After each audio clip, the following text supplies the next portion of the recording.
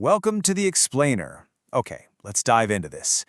Today, we are tackling an absolutely massive milestone for IT pros, the VMware vSphere 8.x Advanced Design exam. Look, if you're watching this, you probably already know your way around a virtual machine in your sleep, right? But today, we're doing something different. We are bridging that critical gap from simple day-to-day administration to high-level, big-picture virtualization architecture. We're going to break down exactly what it takes to conquer this beast of an exam by really digging into the comprehensive study strategies from AA to me. Here's our roadmap for today, and it's designed to give you a really systematic, logical blueprint for certification success. 1. The VSAP DCV Challenge. 2. Configuration versus design. 3. The 5 knowledge domains. 4. The AAD strategy. And finally, number 5, exam execution. All right, kicking things off with Section 1, the VCAP DCV Challenge, moving beyond basic administration. So let's set the stakes here. Upgrading your skills to vSphere 8.x isn't just about, learning where the new buttons are. It's a fundamental career leap. The VCAP DCV design credential validates your ability to design robust, scalable, and highly secure virtual data center solutions. Honestly, it's really for professionals who are ready to step up to architect-level roles. You're no longer just the person maintaining the environment, you're the visionary actually building the whole shebang. Moving right into Section 2, configuration versus design, the mindset shift. So the crucial point is, passing this exam requires a complete mental pivot. To ace this test, you literally have to completely rewire how you think about VMware infrastructure. There's just this massive difference between knowing configuration and truly understanding design. Configuration knowledge, well, that's the what. It's knowing isolated facts or remembering exactly which menu to click to enable a specific feature. But applied design thinking, that is the why. Success at the VCAP level absolutely depends on your ability to provide solid architectural justification. So, for example, it's not just knowing how to flip the switch on high availability, it's being able to justify exactly why specific HA admission control policies are the perfect fit for a client's unique risk profile. You really have to analyze their business requirements and make some pretty complex trade-offs, constantly evaluating how those choices are going to impact performance, scalability, and overall operational efficiency. Which brings us to Section 3, the 5 knowledge domains, the architect's pillars. The official exam blueprint actually breaks down into 5 distinct pillars. First up, advanced networking and security. Second, resource management and optimization. Third is automation and orchestration. Fourth, disaster recovery and business continuity. And finally, number 5, troubleshooting and performance tuning. A truly well-architected data center requires deep mastery of all 5 of these. So let's actually put your design thinking to the test right now with some real-world scenarios pulled directly from the source material. Take this classic networking problem. When designing a vSphere cluster network, when should NSX microsegmentation be used instead of standard VLAN segmentation? Now, as an architect, you can't just say, well, I know how to turn both of them on. You really need to dig into the business requirements. If the ultimate goal is a zero-trust model securing east-west traffic between specific VMs on the exact same subnet, well, standard VLANs just aren't going to cut it. You absolutely need that granular control of NSX. And that right there is a design decision driven by a strict security posture, not just a simple configuration task. Okay, let's keep the momentum going and look at Domain 2, resource management. Here's a great one. What causes high CPU ready time in a vSphere cluster?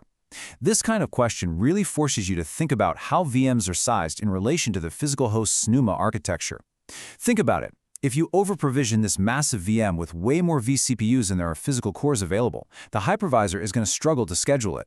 It essentially forces that VM to wait in line. And that waiting period? That's your CPU ready time.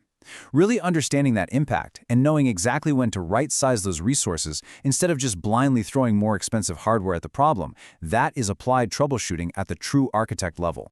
And here is the scenario from the disaster recovery domain.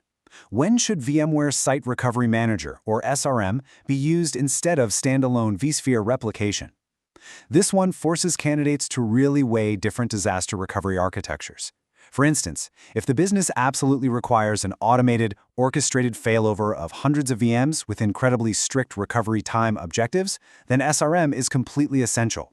But if it's just a handful of, say, non-critical VMs, standalone replication might be perfectly fine. You've got to understand the trade-offs of active-passive versus active-active setups and justify the real-world cost against those hard recovery requirements. All right, Section 4, the AA strategy, a structured roadmap. Let's move to and see how this builds into a practical approach to actually tackle these tough questions. So AADMI's methodology relies on 4 very distinct steps. First, there's a study plan, and this directly mirrors the official exam blueprint for a steady, logical progression. Second is knowledge explanation, which heavily emphasizes design justification over just memorizing rote facts. Third, they use evidence-based learning methods. And finally, online practice to really validate your readiness. It's essentially a comprehensive, self-paced system designed to keep you completely on track. Now, the real secret sauce here isn't just about rote memorization. It's really about mastering conceptual, logical, and physical design principles. It's almost like a giant puzzle. The materials basically force you to evaluate risks, constraints, and assumptions across all 3 of these design tiers. You take those abstract business requirements from the conceptual phase. Then you build out the logical relationships and topologies, and finally, you select the physical hardware and configurations to actually make it a reality. It's a complete top-to-bottom workflow that totally proves you understand the entire architectural lifecycle. And to ensure you've truly mastered all those phases, you need repetition. That brings us to this incredibly impressive number, 724. The AACDME training material actually features over 720 detailed questions and answers. This integrated online practice is completely vital. It lets you validate your readiness across every single exam objective, helping you easily pinpoint your knowledge gaps and refining your strategy long before you ever step foot into that testing center. Section 5. Exam Execution, Real-World Success. Let's actually transition from the abstract theory to practical application on exam day. Look at this review from Henry, a real candidate who took the exam right as his company was upgrading to vSphere 8. He notes, "During the exam, I first drew out the logical topology and then discussed the pros and cons of the design. This approach helped me avoid missing key points." And this brilliantly illustrates how grounding abstract theory into a drawn logical topology is a proven, battle-tested exam day strategy. That right there is absolute gold. Drawing the logical topology first anchors your entire design thinking. We can actually map out Henry's successful 2-month prep timeline to see exactly how this works in practice. So, in month 1, he spent just 1 hour a day studying the case study questions in the AADME bank, really gaining insights into those crucial business requirements. Then, by month 2, he shifted his focus entirely to weighing design pros and cons, truly mastering those complex trade-offs we talked about earlier. And finally, on exam day, he executed by physically drawing those topologies out. It proves, without a doubt, that consistent, structured effort mirrored directly to the exam blueprint absolutely leads to real-world success.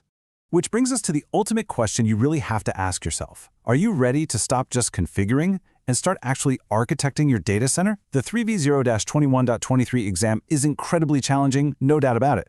But with a structured path, applied design thinking, and the right practice materials evaluating your specific risks and constraints, you can absolutely, confidently make that leap. Thanks so much for joining me on this explainer, and best of luck on your journey to becoming a VMware Certified Advanced Professional.